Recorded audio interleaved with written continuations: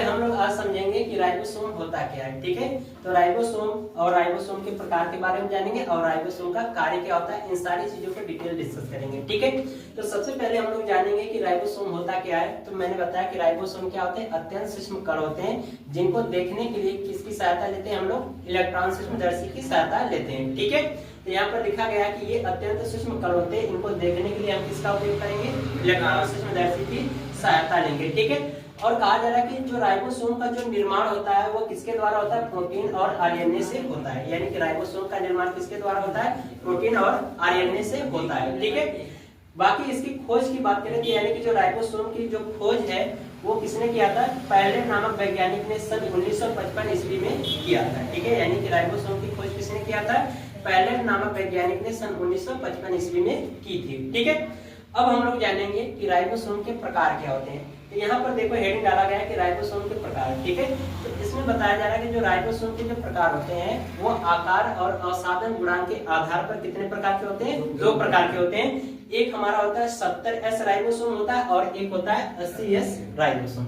अब 70S ribosome क्या होता है, 80S राइबोसोम क्या होता है, इसके बारे में समझ लेते हैं। तो सबसे पहले हम लोग जानेंगे कि 70S राइबोसोम होता क्या है। ठीक है, तो 70S जो राइबोसोम होते हैं ये क्या होते हैं, आकार में बहुत ही छोटे होते हैं और इनका अवसादन गुणांक कितना होता है, 70S होता है। ठीक है, और बताया जा रहा है कि ये जो 70S राइबोसोम होते हैं ये कहाँ पर पाए जाते हैं, प्रोकैरियोटिक जीवधारियों में मिलते ही हैं, बल्कि ये यूकैरियोटिक जीवधारियों के माइटोकॉन्ड्रिया और क्लोरोप्लास्ट में भी क्या होते हैं, पाए जाते हैं। ठीक है, बात समझ में आ रही है। यानी कि इसमें बताया गया है कि जो 70S राइबोसोम होता है ये आकार में क्या होते हैं, छोटे होते हैं और इनका अवसादन गुणांक कितना होता है, 70S होता है। ठीक है, और ये क्या होता है कि जो 70S राइबोसोम होता है ये प्रोकैरियोटिक जीवधारियों में तो पाए ही जाते हैं। ठीक है, प्रोकैरियोटिक जीवधारी हमने बताया था किसके लिए, जिसमें एक कोशिकीय जीव होते हैं यानी बैक्टीरिया, लोग, ये सभी जो होते हैं किसमें, यूकैरियोटिक कोशिका होते हैं। ठीक है, अब क्या नाम, प्रोकैरियोटिक होते हैं। यूकैरियोटिक में जैसे जीव जंतु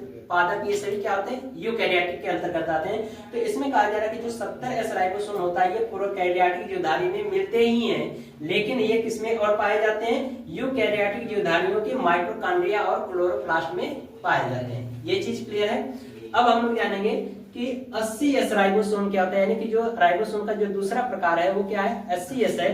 तो 80S क्या होता है, तो इसका देखो जस्ट 70S का क्या होता है, थोड़ा सा अपोजिट होता है। ठीक है, मतलब उसी का उल्टा होता है। इसमें बताया गया कि इसका आकार छोटा होता है तो इसमें क्या होगा, इसका आकार बड़ा होगा।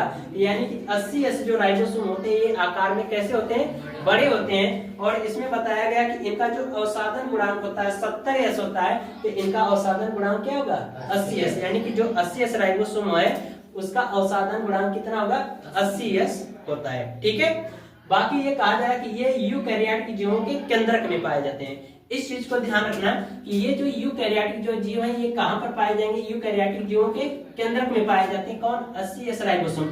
लेकिन यहाँ पर जो 70S राइबोसोम है ये यूकैरियोटिक जीवधारियों के कहां पर पाए जा रहे हैं, माइटोकॉन्ड्रिया और क्लोरोप्लास्ट में क्या हो रहे हैं, पाए जाते हैं।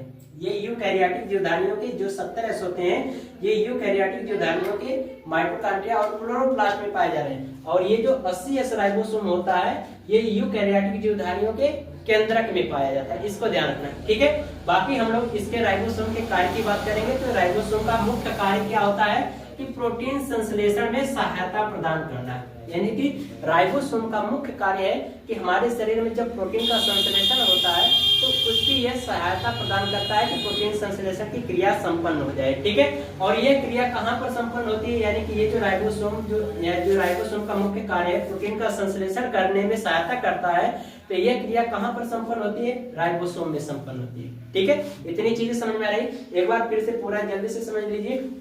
राइबोसोम को मैंने बताया कि ये राइबोसोम क्या होते हैं, अत्यंत सूक्ष्म कण होते हैं और इनका निर्माण किसके कारण होता है, प्रोटीन और आरएनए। आरएनए का मतलब राइबोसोम न्यूक्लिक अम्ल के द्वारा होता है और इनको देखने के लिए किसकी सहायता हम करते हैं, लेते हैं, इलेक्ट्रॉन सूक्ष्मदर्शी की सहायता लेते हैं। ठीक है, बाकी इसके राइबोसोम की खोज किसने किया था, पैरलेट नामक वैज्ञानिक ने सन 1955 ईस्वी में किया था। ठीक है, अब इसके बाद हम किसका देखेंगे, राइबोसोम के प्रकार को देखेंगे। तो राइबोसोम प्रकार कितने होते हैं, अवसाधन गुणांक और आकार के आधार पर दो प्रकार के होते हैं, एक 70S होता है, एक 80S होता है। 70S जो राइबोसोम होते हैं आकार में क्या होते हैं, छोटे होते हैं और इनका अवसाधन गुणांक क्या होता है, 70S होता है। और ये प्रोकैरियोटिक जीवधारियों में पाए जाते हैं, बल्कि ये और किस में पाए जाते हैं, यूकैरियोटिक जीवधारियों के माइटोकॉन्ड्रिया और क्लोरोप्लास्ट में पाए जाते हैं। बाकी 80S राइबोसोम बताया कि 80S जो राइबोसोम होता है ये आकार में क्या होते हैं, बड़े होते हैं और इनका अवसाधन गुणांक कितना होता है, 80S होता है। और यहाँ पर बताया जा रहा है कि जो ये 80S जो राइबोसोम होते हैं ये यूकैरियोटिक जीवों के केंद्रक में पाए जाते हैं,